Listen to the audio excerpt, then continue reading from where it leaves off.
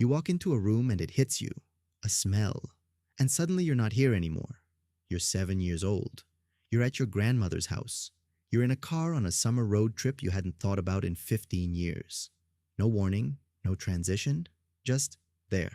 Full scene, full emotion, gone as fast as it came. Nothing else does this. Not a song, not a photo, not a voice, only smell. And for 200 years, nobody could explain why. Here's what's happening inside your brain. Every sense you have, sight, sound, touch, taste, travels to the thalamus first. The thalamus is the brain's relay station. It receives the signal, processes it, routes it where it needs to go. Smell doesn't do that. Smell is the only sense with a direct line to the two areas of the brain that handle memory and emotion, the hippocampus and the amygdala, with no relay in between, no processing stop, no filter, no delay. The signal just arrives. This is why smell triggers memory differently than anything else. When you hear a song from your childhood, your brain retrieves the memory. It's a search. It takes a moment. You can feel it loading.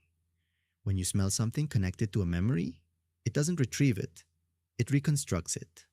The memory doesn't come back as information. It comes back as experience, as if you're briefly inside it. That's the difference. And it's not subtle.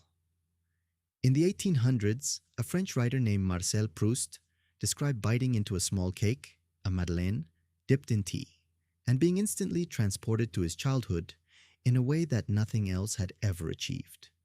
He wrote about it for pages, about how the smell and taste unlocked something that voluntary memory, the kind you access on purpose, had completely failed to reach. Neuroscience didn't catch up to what Proust described for another 100 years. They now call it the Proust phenomenon. It's real, it's documented, and the mechanism is exactly what he described. Involuntary, instant, emotional in a way that feels almost physical. Here's another layer. The memories triggered by smell tend to be older than memories triggered by anything else. Most people, when asked to recall their most vivid smell-linked memories, go back to before age 10. Not their 20s, not their teens, before 10.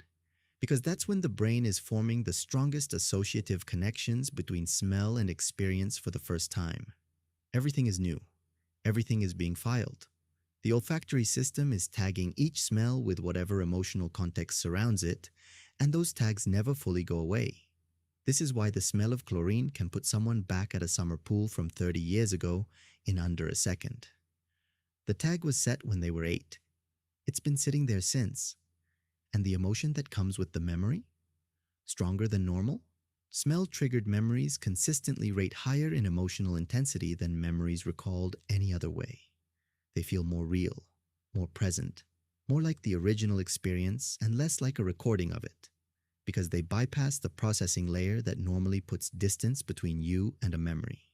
No relay station, no filter, just the raw signal landing exactly where emotion lives. The next time a smell catches you off guard and takes you somewhere you weren't expecting to go, that's not nostalgia. That's your olfactory system doing exactly what it was built to do. Filing the world, tagging every experience with a chemical signature, waiting,